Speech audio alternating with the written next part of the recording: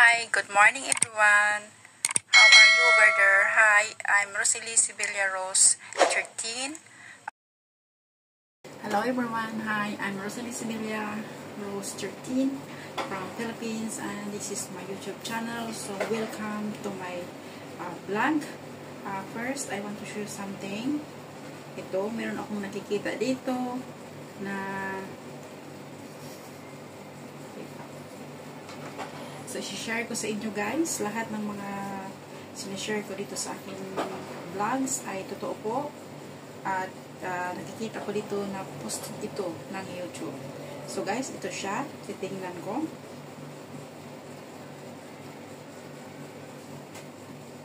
Ayan siya.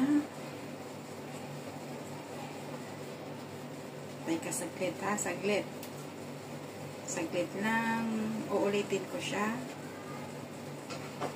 Ayan. Siguro nakita nyo na ito. Pero parang hindi pa eh. Kasi ayan o. Mamaya makikita nito mamaya kasi gagawin ko ito mamaya. At ayan, may mga sulat-sulat din. At ito ay posted ito ng isang tao. Siguro biktima ito ng scam. So guys, ang isinishare ko lang katotohanan lamang po. Kung alam ko lang ito noon, maiwasan ko ang mabiktima nito. Pero nangyari na po. Siguro ginamit ako ni Lord para i-share din sa iba. Yung sa naniniwala lang. Kung hindi naniniwala, eh wala pa akong magawa. Diba? So, sa marami din nag-share sa akin sa mga experience nila tungkol dito sa pag-gumamit ng mga fake account ng Friend Sam Danpasa and also his photo.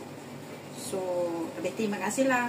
Yung isa nga, yung last 35,000 peso. Taga Davao po siya. So, nung una, yung mga galit sa akin ay mga Bisaya po. Totoo yan. Kasi parang may group yata ito doon sa Davao na malaking grupo. May mga group sa Facebook guys na ang mga group nila, group members ay 100,000 plus. So guys, hindi natin alam kung sino ang nasa likod niyan. So ako sinishare ko lang dahil nabiktima din ako sa sa Royal Card. Pero it's okay kasi pira lang po yun. Kasi nakipag-chat ako. Tapos parang kahit galit na galit ako. Pero nandoon pa rin yung parang naaawa ba ako ba? Parang nabudol ako eh. So, parang dinaan ako sa mga dasal-dasal. So, para hindi mangyayari sa inyo, kailangan nyo nang i-block. Kasi ang nangyari sa akin ngayon, yung mga nila ngayon, yung mga prayers nila sa akin, hindi na tumalab. Oo, hindi na tumalab. Kasi, yung ngayon bihira na lang ang may nag-chat sa akin, bihira na lang ang naligaw. Katapos parang ininsulto ko sila. Parang hinuhuli ko sila kung saan talaga ang kaya nila, ang tapang nila. Kung matalo ko sila or ako ang matalo. Pero sila ang natatalo. Ang akala nila kaya pa nila ako. Pero hindi na. Kasi may mga ebidensya na ako eh. Okay? So, yung mga naniwala sa akin, yun, masisafe kayo, i-block nyo na lang, kasi wala pong Friend Sam Danpasa na darating. Kung alam nilang may pira kang pambayad, may trabaho ka, ganun ang gagawin nila sa'yo. So guys, yung last na niya sa akin, sabi niya wala na daw, wala na bayad. Pero, nung bago bumaha ang Dubai, last April ata yun, or March, basta ganun mga pitsa. Ito na naman, oh. Pero ayaw ko siyang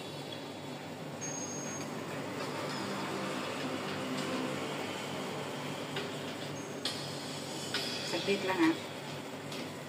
Bago na naman ito eh. Bagong video. Pero bago ito, i-continue ko lang kasi para masabi ko na yung lahat-lahat.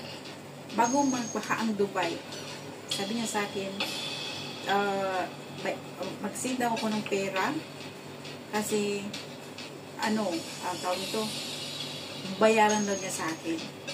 Siguro, kinuha niya, hindi ko lang alam ha, hindi ko alam, hindi ako sure, basta yun. Sabi ko, galit na galit ako. Galit na galit ako. Pakiramdam ko, hindi yun talaga ang kachat ko eh. Siguro may mga group ko ito na ba. Ipakikita ko yan sa inyo dito, mamaya, meron akong ipapakita na sa Sanji na hindi ko lang alam kung kachat nyo ang taong ito, pero matagal na siyang hindi nag-online doon. So, hindi nagnamit ang Sanji na yon, matagal na. Tapos, hindi na rin kami nagchat-chat. Tapos, nung last na yon, June 17, dinala niya ako doon sa Telegram. Hamdan that Pastor Q1.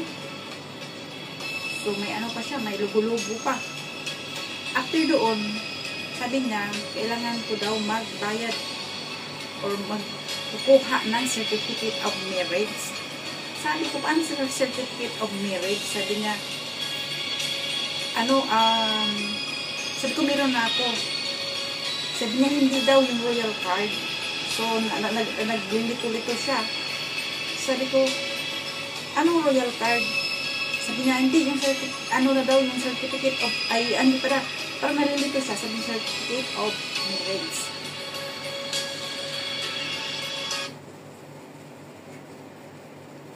So, patayin na natin yun.